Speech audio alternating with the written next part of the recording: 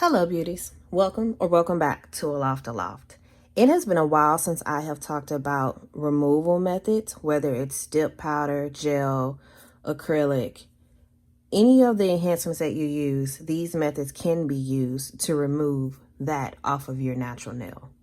Now, again, it's been a while since I've talked about it, but today I'm bringing it up because I am still wearing these nails that I featured a couple weeks ago in the previous video. But I'm still wearing these nails and we are going on 6 weeks. Actually, we already hit the 6-week mark, but it is time for me to remove them. So I decided, hey, since I'm going to remove them, I might as well feature and show you guys some of the methods that I use when I'm removing, whether it's gel polish, dip powder, or again, acrylic powder. So let's get into it. I'm going to kick this removal method off with Old Faithful. So I'm sure most of you know, if not, one of the ways to remove any enhancements that are on your nail is simply take a trusty cotton ball, take some acetone, put the acetone on the cotton ball, put the cotton ball on your nail. You can wrap it with foil or you can use one of these clips, but of course you wouldn't use a cotton ball this big. You would break it up naturally. But you put it on your nail, put this clip on, and then let it sit there for however long you think it needs to go. I don't have that kind of time these days. I'd rather just use a much faster method. Acetone is great. Although some people are allergic to it, I still think it is a great method if you don't have any reactions. Another method of removal is this aloe vera gel remover. I have had this featured in plenty of removal videos, so I'll be sure to link that above as well as below so that you can see exactly how to use it and how long it takes. But simply all you do is brush this onto your nail. You wait a little bit. You can either use this scraper to scrape the polish or the gel or the dip or whatever off of your nail. Or, as you can see, this has been used and loved so much. But you can also use one of these and just scrape off your nail. This also works great. It does take a bit of time. So if you have the time and patience, this will be a great removal method as well. If you want to make things go a little faster, you can always use a e-file. This one is not battery operated. This one is a plug-in, but what I do like about it is that it comes with a lot of different bit options within the kit.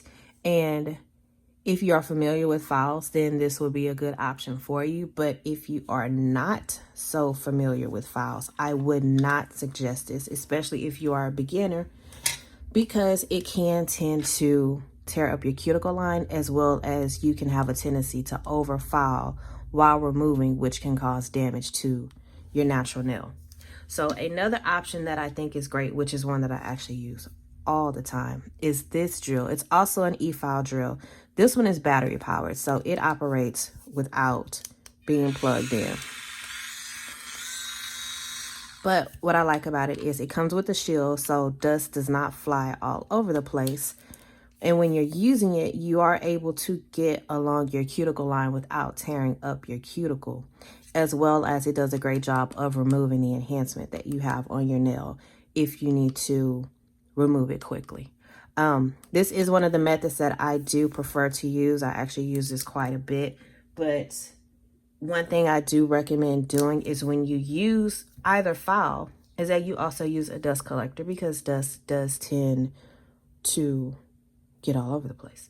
Even though this one is great because it has the shield, which stops the dust from flying directly at your face, whereas this one does not. Dust tends to fly everywhere, like if you're in a nail shop. You see dust flying everywhere. But either one of these are great options. Now, the one that I have not used in a while, but I am going to use today to remove these wonderful 6-week-old nails and also clean up my cuticles. So don't come at me for that.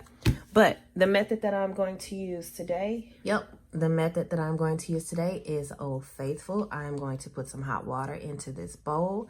I am going to take my trusty soak off, which is the coconut. It does have acetone in it, but it is not 100% acetone.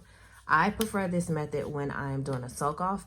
All I do is take the acetone, put it into a baggie, I take a bounce, or you can also take, instead of using a dryer sheet, you can also take a paper towel, or you can take a piece of sponge, whatever you decide. But I put the acetone into this baggie. I drop that dryer sheet into the bottom of the baggie, and then I place the baggie with my hand into this bowl of hot, warm water.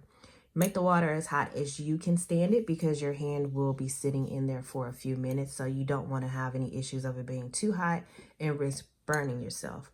But take the baggie with my hand. I'm going to place it into this bowl, let it sit for a bit. Then I'm going to rub my nails along this dryer sheet, which again is inside the bag, to remove all of my old nails. Now, I'm showing you the example with just one hand, but you can also do it with two hands if you choose. I prefer to do it with one hand, that way I always have a hand free. But if you want to do two, you can do that. Some people also like to, once they put their hand in, cover the towel so that the heat and the steam stays within the bowl. And I haven't done that personally, but they seem to say that it makes it go a little faster. It's your choice. You may want to try it out. But this is, if I'm not using the drill, this is my preferred method of removal. Using the soak off with the bounce, hot water, and the baggie. Works every time. I've never had any issues. I don't have to scrape it off after that.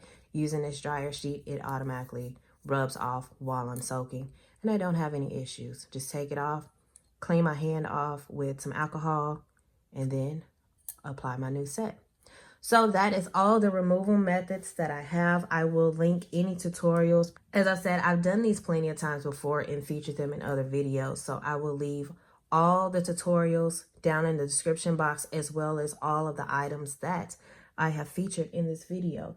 Most of them will be listed in my Amazon store. So I will also link that as well, so that you can get directly to the products if you want, so that you can see them all on one page. And I will also link the individual links of the products if you want to just get directly to that product.